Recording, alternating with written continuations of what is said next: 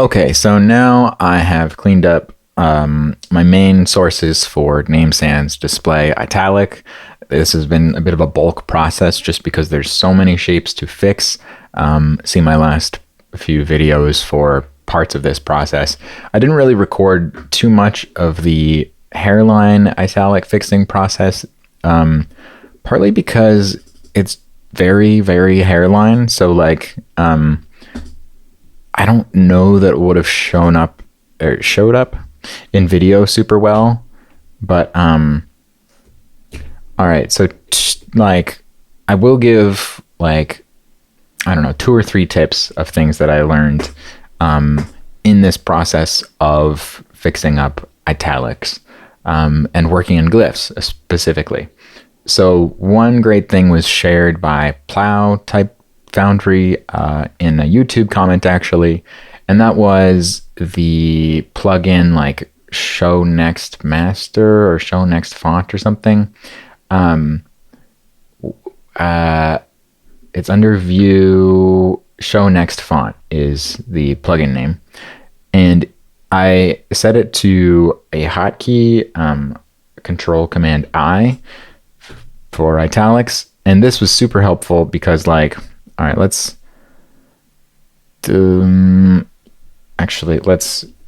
not show the background for a moment. That's the better way, probably. There's got to be a way to hide it. Okay, yeah. And then if I show italics, this just gives me a nice little set of guidance for like putting things at the right height, like these crossbars. You know, I want them to be pretty much the same height between Roman and italic. And yeah, so that's really handy to toggle on and off. Other areas that's really useful is like, you know, the uppercase G. And okay, here's a nice example of I've actually lowered the crossbar. So I don't know that I want it to be lowered. I'm going to raise that up. I guess this is one I fixed earlier actually. And yeah. Okay, that looks better. Or it just looks more consistent with the Roman. All right, the other big thing I learned in this round of working in glyphs, I'm pretty sure this is something I knew like at one point and had to relearn, but basically it's really helpful when you're editing a glyph some of the time to kind of see the filled in version with no nodes showing, just so you can see the actual result on the shape. In RoboFont, it's like muscle memory to hit the tilde key to do this, or the grav key, I think. In glyphs, there's that same feature. You just hold the space bar down. So like, for instance, I want to get this line to be really monolinear, so maybe I'll grab this node, and I can see that this has an effect in the sort of path version here, but it's better if I hold the space key and then I can see exactly what effect it's having, like really clearly on the actual outline of the glyph. And yeah, really small changes have a pretty big effect on this hairline. So yeah, that's why I didn't want to like record the whole process of fixing it up, because it's just like significantly more painful than most font drawing. So today my goal actually is, now that I've done the bulk of the like quick fixes, I need to go and actually like fix up the compatibility of these disparate sources now. So I've got multiple UFOs, and one, I need to like test things and just proof them at a basic level to see what I've missed, because I'm sure I've missed a few things and there's probably some really bad spacing in there which needs to be fixed, or some kerning that got lost or is just messed up by the change to italics. Like the biggest example here off the bat is things like AVA. So you can see this continues to have symmetrical kerning, 290 between these letters. And, you know, the A has even side bearings, the V has even side bearings. So you'd think that the kerning would look symmetrical here, but actually it looks incredibly not symmetrical. The V looks like it's way too far over to this A on the right side, and that kind of happens all over the place. So there are things I will need to go and proof and fix and change. Some of them are just going to be like a little bit difficult. Anyway, I'm actually getting ahead of myself. This is not what I'll be showing today. Today I'll be fixing the much more basic problem of glyphs not yet being compatible for interpolation. So, like, what do I mean by that? Actually, a really good place to look at this is, well, there's really two ways that I'm considering taking it. One direction is going back into RoboFont. The other direction would be going a little deeper into glyphs, but then I'd want to go back into RoboFont eventually anyway. I might actually show both in this video just so I can have a good example of kind of a workflow of fixing compatibility in glyphs, and then I would show the same workflow in RoboFont. So, yeah, I guess let me show what RoboFont like basically looks like for a second. And specifically, actually, I'll show RoboFont Skateboard. So this is an extension for RoboFont. Let's get over to the source, masters, and I recently created an italic design space for the full weight range, just for the optical size 96, which is the display. And this was basically to test it in a basic way.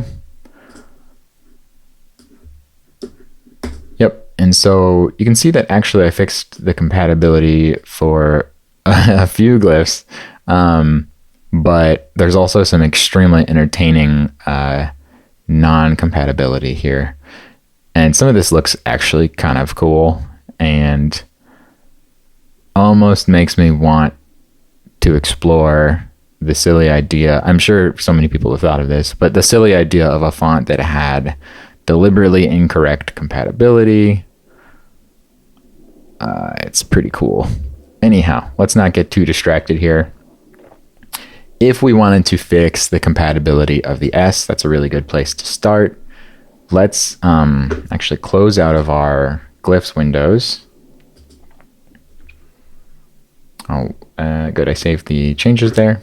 All right. And then in RoboFont, let me open these three. Oops, I could open them directly from here. Okay, I can open them from here. So I'll just double click in Skateboard. And yep.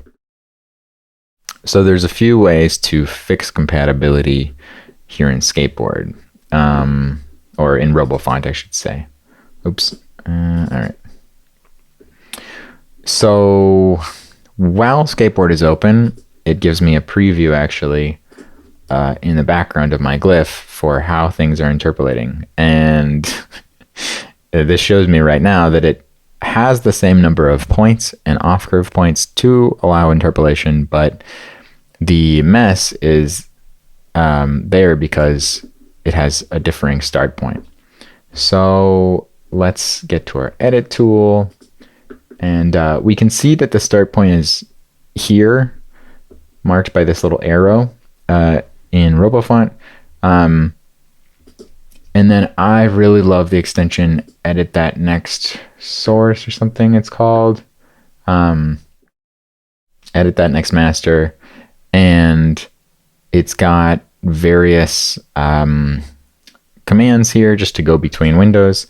So the command I use mostly is like Edit That Next Master in a new window. And this gives me windows for each source that's open.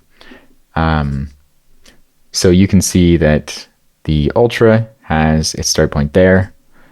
The Bold has its start point there. And then this start point is up here. So to fix it, let's go and right click this, set start point, and we'll save that. And now if we bring back our skateboard view here, you can see that the S is now interpolating just fine, quite well. Maybe, you know, if we got really specific, there are some opportunities for improvements, but that's kind of getting ahead of ourselves as well. Let's look at the K, for instance. So I'm going to jump over there. You can jump around to different glyphs in RoboFont by hitting the J key and then typing what you want. It's kind of hard to see where we're at. So this is a bit of a more complicated example because it's got 3 contours, like 3 different closed shapes, and those all have start points. So actually, you know, I think my first example was a good example of how you can fix it manually, hopping between sources. By the way, if you are fixing something manually, the other useful thing to do is you can turn on point indices, and this numbers all of your points. And that, for one thing, tells you if you have the same number of points. So this has 39 total points if we're counting the on curves and the off curves. And if we jump to the Ultra, you can see that that also has 39 total points and the same start point of 0. And yeah, both those things are really important to have consistent for interpolation to work. We can also do the same thing in the glyph K, but it's still pretty messy looking here. And yeah, okay, I guess, you know what, I've got a lot of glyphs to fix. There's no shortage, so I guess I might as well try it here. Just to make it easy on myself, I guess maybe I'll do start points at these. Yeah, you know what, that's an interesting, I don't really have a super consistent methodology in my head for where to put start points. I kind of just go letter by letter or glyph by glyph, and that kind of works well enough for me because I normally don't actually do it completely manually like this. There's various tools to speed it up, and so it depends on the situation. Sometimes it makes a lot of sense to do it this way, but other times it's just kind of I don't know, unnecessarily slow, because you often have like many to fix in a font. So a cool thing about Skateboard, oops, I guess I haven't fixed it yet, is that you can use the edit tool to like go around your design space kind of in the window itself, in the glyph edit view itself, and that also controls the text window. So that's nice. So what have I done here? I think it's possible I don't have the contour indices in the same order. So if we turn those on, you can see, and I'll turn off the point indices for a moment. This is the first one, this is the second one, this is the third one. They are, well, starting with 0 index, which is really common in Python and things. So let's check that that's the same. 0, 1, 2, 0, 1, 2. Okay, those are all the same. And then I think I've got the same corners. It's possible I also changed the point structure of the hairline.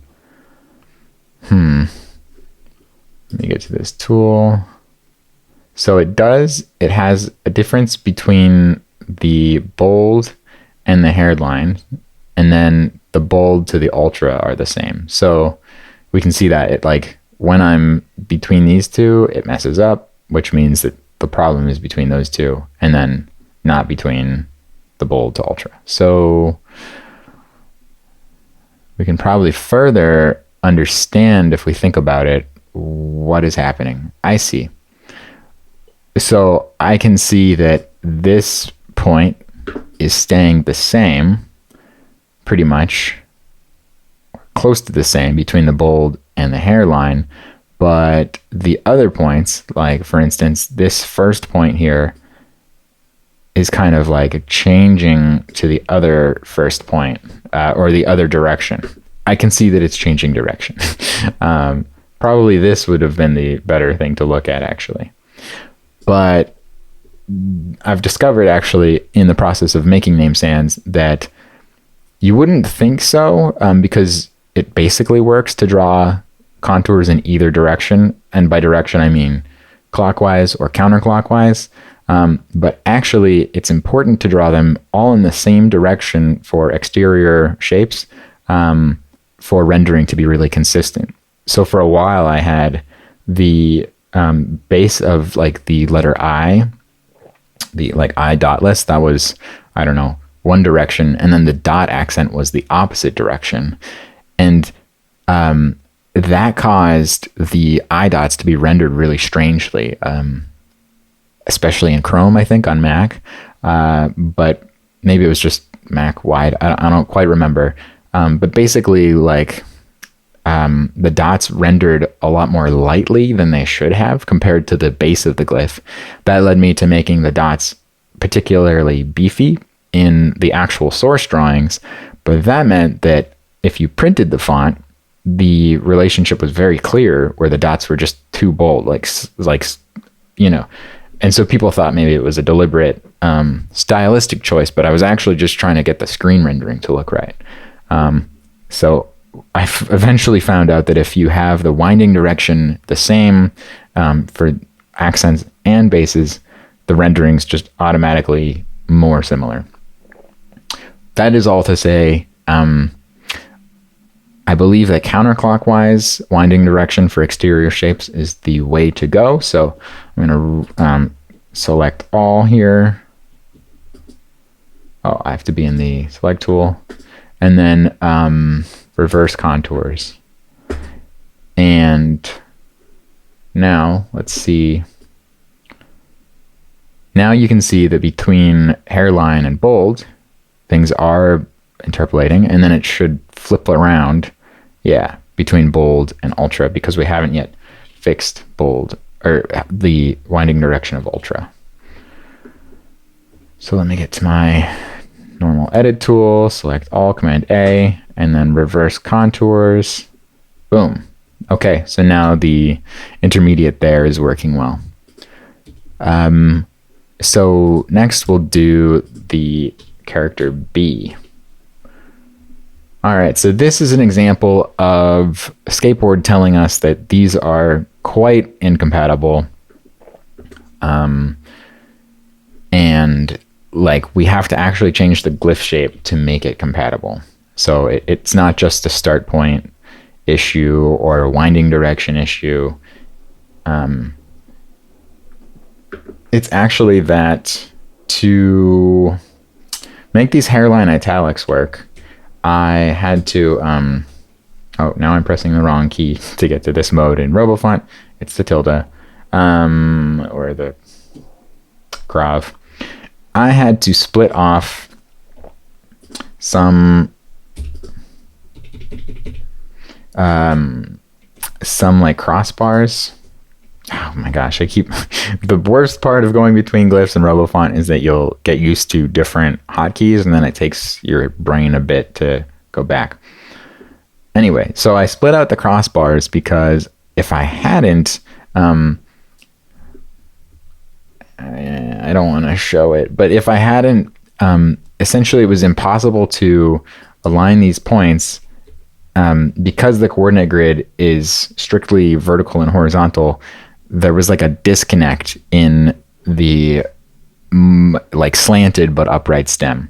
So I had to specifically disconnect it, and then actually, I think, put it outside of that stem so that when an overlap is removed for like a static OTF or whatever, it will both look perfect. So I figured, okay, I'll do that, and I'll make it like look interesting and kind of nice as a feature, rather than a mistake or something. And yeah, but that means that, and I don't want this to be a big in your face feature. It's just really to make the hairline work as well as it can. But all that means that I need to get my slicey tool here, and then cut the, oops, that works differently. That's the other annoying thing. Some things work differently in Glyphs versus RoboFont, which you would expect. But okay, so Glyphs would just slice it, but here we need to sort of click on those, hold Option, and disconnect them. And now we can reconnect, get rid of that one. And something I like about RoboFont is that if you've got a contour which is open like this, these aren't connected, but it's showing you the correct sort of fill in the background, you can just do Command-Shift-O. Nope, that is the wrong. Is it Command-O? Nope, that is open. Oh my gosh. What on earth? All right. What is remove overlap? Is it just O? It's literally just O. Okay. You can just do O to remove overlap, and I forget if that's the default or if I've set it that way. And then it like automatically connects paths. And that seems like a small thing. Maybe it is, but it's pretty nice sometimes. All right, so now that we've figured that out, it'll be faster this time. Remove, connect, remove overlap, get rid of that, shove this in. Okay. And so this actually has two contours.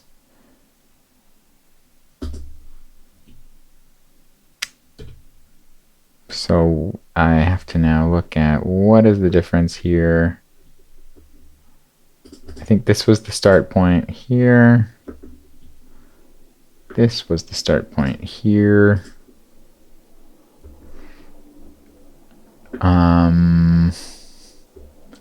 This should be exactly 2 points. Okay, it is.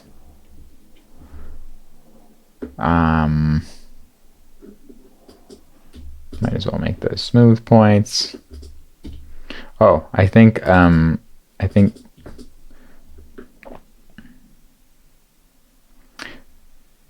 this contour is out of order. Here, the counter contour is the first, and the exterior is the second, but we actually need to select the counter by going close to it, holding Command, and selecting. That automatically selects the nearest contour, which is a little bit great thing about RoboFont. Cut, paste, and that, I believe, fixed it. So let's get to our skateboard tool. All right, our B is working. So that's pretty nice. Okay, so those are various like manual ways to fix interpolation in RoboFont, but let's look at a couple of less manual ways, because I have a lot of glyphs to fix and I don't want to do that slow way all the time. All right, so the basic way is an extension called Prepolator, and this is by Tal Lemming. It's pretty nice. It's not the ultimate solution, but it's a good one. So you can like find a glyph here. Oh, I guess we've already fixed that. So let's find the O. So this is telling us what's wrong here. They have different winding directions, and actually they have what look to be different start points. So, oh, and contour orders. So this is kind of cool. All right, it's a good visualization of the problems. The contour order is different, so it is, differently colored, and then, yeah, these start points are different, and the Okay, so anyway, let's deduce might work, but let's do auto first. Do I have to select? I literally don't work in here that often, because there's a better way. But it's still instructive to know about this way. Let's do auto. Oh, that's interesting. What if we do them all auto? Maybe we'll see its kind of algorithm at work. Not quite. It's still one off. Anyway, so here, I guess the first, okay, the order does look to be correct, but we just need to,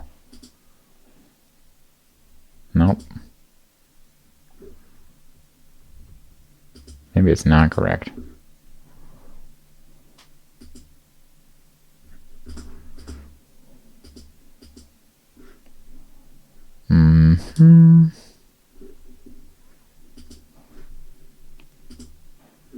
Okay, maybe, did I get that exactly wrong? It's like hard to actually see really clearly. Let's see.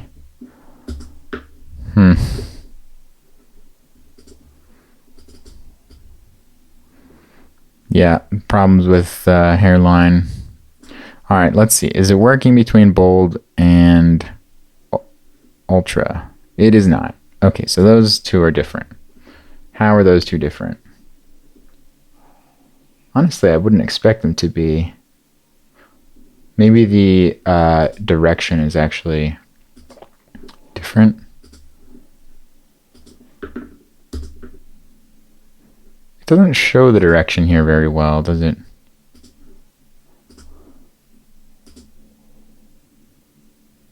Oh, I want that. Okay, God, I want that to be counterclockwise. That counter.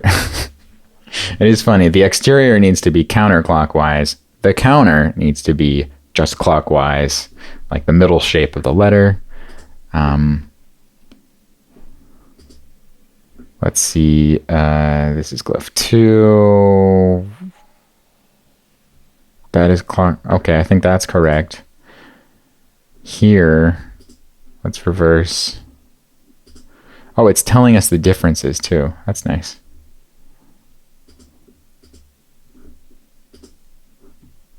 Okay. Oh, and it's getting there. Oh, we have to save the changes, perhaps?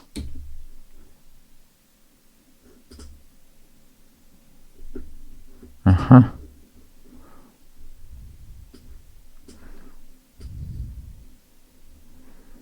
Okay. That is, I think, bad in a different way than it was before.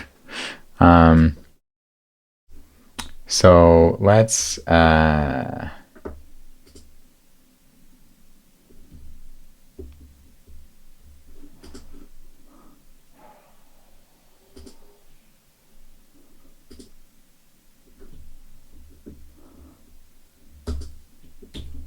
see how this goes. Oh my God. All right. Anyway, this is a good enough example of Prepolator. It's really amazing in many ways, but this is kind of an edge case and it's pretty hard here. So let's actually look at my favorite thing, which is Prepolator Next. So Prepolator Next is basically the evolution of Prepolator. It's not like a secret plugin. Tal has talked about it publicly on his Twitter. I don't think it's like the officially published version of the plugin yet. But I think that for the most part, he will, like, if you see this and you love it, I think that if you buy Prepolator, you could reach out to Tal and ask him, and don't necessarily quote me on this, but he would probably give you the sort of existing version of Prepolator Next. I think the reason it hasn't been released yet is that it's got slightly funky UX still so far. But the real highlight of it is that the algorithm to it is really nice. It just works basically. So like I find the letter I want. I don't know the difference between these two options, but auto order, I think that probably orders the contours. You can see that it's almost there. This is like the middle interpolation of all of the sources you have in the current design space. And then the match model, boom, it matches the point order and it directly updates the UFOs that you have open. So you can immediately test in Skateboard how things are looking. And oh man, I think we've maybe managed to trick it still. I didn't think so, but sometimes even Prepolator Next can be tripped up. And this is actually kind of a surprise because it usually works like magic, like super well. So we'll look at that in a sec. Let's look at D and see if that one works a little better. What? Maybe we have to close it and yes, I want to save our changes. Maybe it didn't write immediately to... Okay, so here we can see it did in fact work on the letter D really well. But let's check out what's happening in our O. And really, this is where like knowing how to achieve interpolation manually is important. Okay, so this is revealing two problems actually.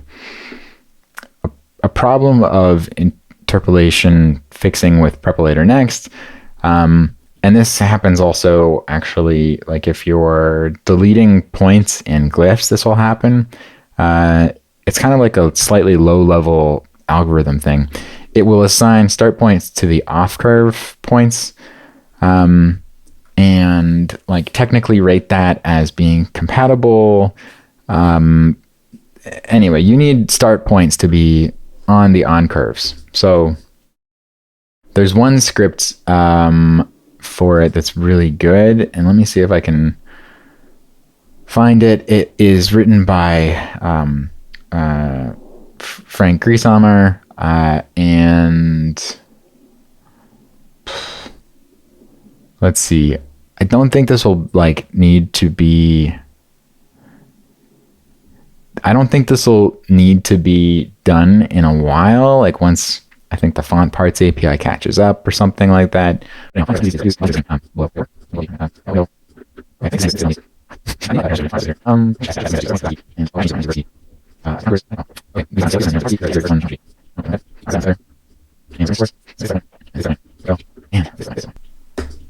Okay, so now let's see. Okay, cool. Now it's working. And you can see partly why making variable fonts is quite an endeavor still. This was like relatively painful with just 3 sources, but it was like so much worse in my family recursive, which had 24 sources for most of the glyphs, or well, for some of the glyphs. Most of the glyphs had 12 sources. That was quite an endeavor. Tools have gotten better since then, actually, which is nice. Yeah, so now our word skateboard is interpolating. Okay, so my earlier demonstration of Prepolator Next was hampered by the fact that somehow the O was kind of triggering a strange case and it wasn't working super well. It may have been some kind of interaction of like Skateboard happening and Prepolator Next at the same time. And it may have just been that I wasn't really like in the RoboFont frame of mind exactly, because I've been working more in glyphs just recently.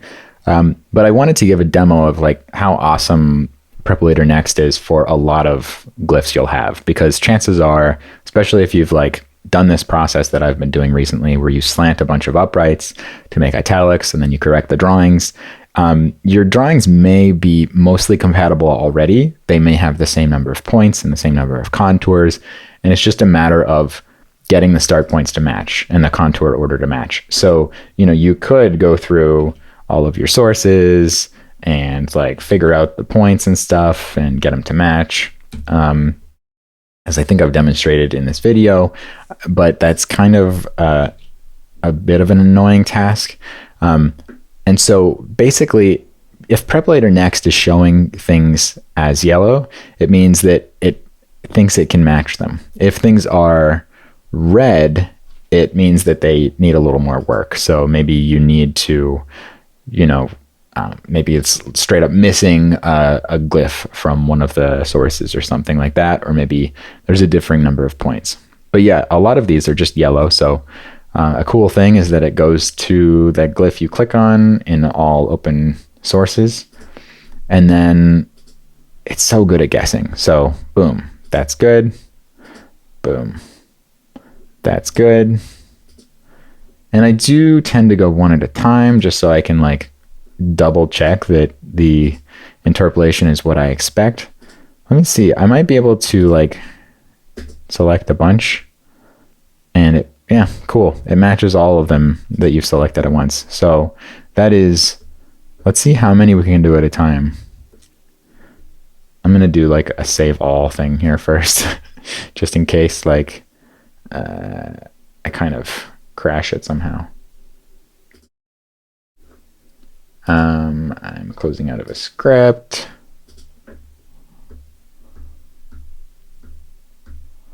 All right, so let's start at this one. Oh my, there's a lot of messed up ones here. We'll just do all of the yellow ones to start. All right, so it's computing.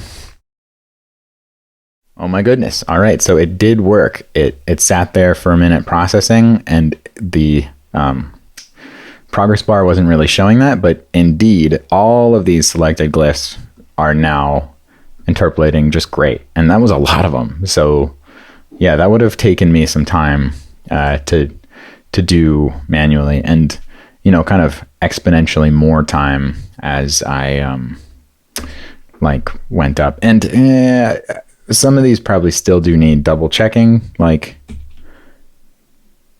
I feel like the ampersand isn't looking how I want it. That could be that it needs a support layer, or it could be that this is kind of like averaging the ultra somehow with the hairline.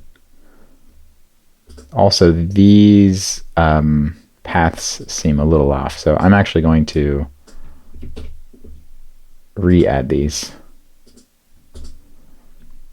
Yeah, that's looking a little better. I don't know. Some of these things will need proofing later, but this just like really speeds up the process. It's pretty awesome. And then there's a bunch here that are like technically interpolating, but not in a good way. So yeah, Prepolator can also help fix these in a pretty convenient manner. So definitely love this tool.